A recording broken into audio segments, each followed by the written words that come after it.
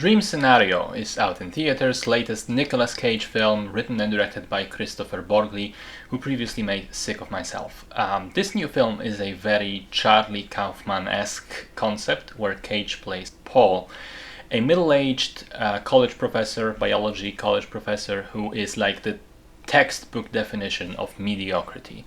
He's unremarkable in every way, but he's also very passive about his life. Talks about publishing a book, but isn't actually writing it. Talks about demanding credit for publications using his research, but doesn't follow through. He's weak, insecure, and kind of miserable.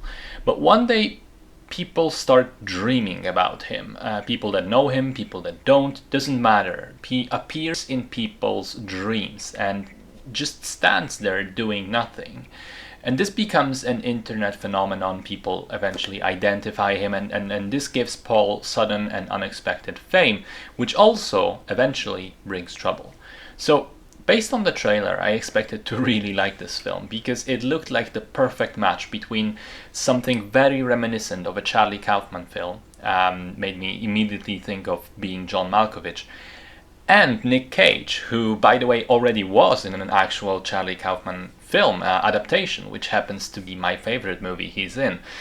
And I did enjoy Dream Scenario, maybe not exactly to the extent I was hoping for, but honestly, I mostly blame the trailer itself. As it turns out, it reveals every major plot point and leaves very little to be surprised by in the actual movie. So if you can still avoid the trailer, please do that. Don't watch it.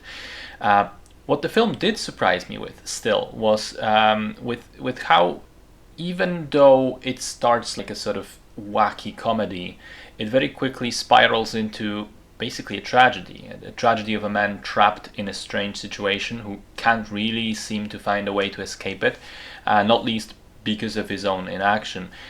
Cage does a tremendous job with the role because he manages to really sell Paul as this guy who, on the one hand, you really feel bad for, because some of the stuff that happens to him through no fault of his own is awful, is terrible.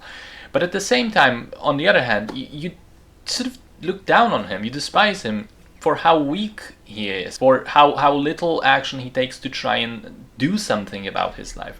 I think it was a really tight balance to maintain, but Cage makes it work. Great stuff from him.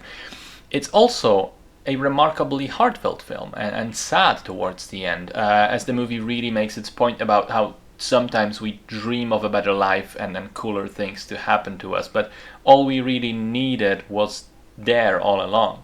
And this is perhaps the second reason why I didn't think the movie was entirely excellent, is that I felt the message isn't particularly strong. It doesn't really leave you thinking about the film afterwards, I think. And that's fine, you know. Sometimes it's okay for a movie to just be a thought exercise, to present a scenario and just explore it, and don't overstep that scope. But yeah, I was hoping for something maybe just a bit more poignant. I still liked it though. I think it's a good film with a terrific central performance from Nick Cage. Check it out if you can, but again, stay far away from the trailers.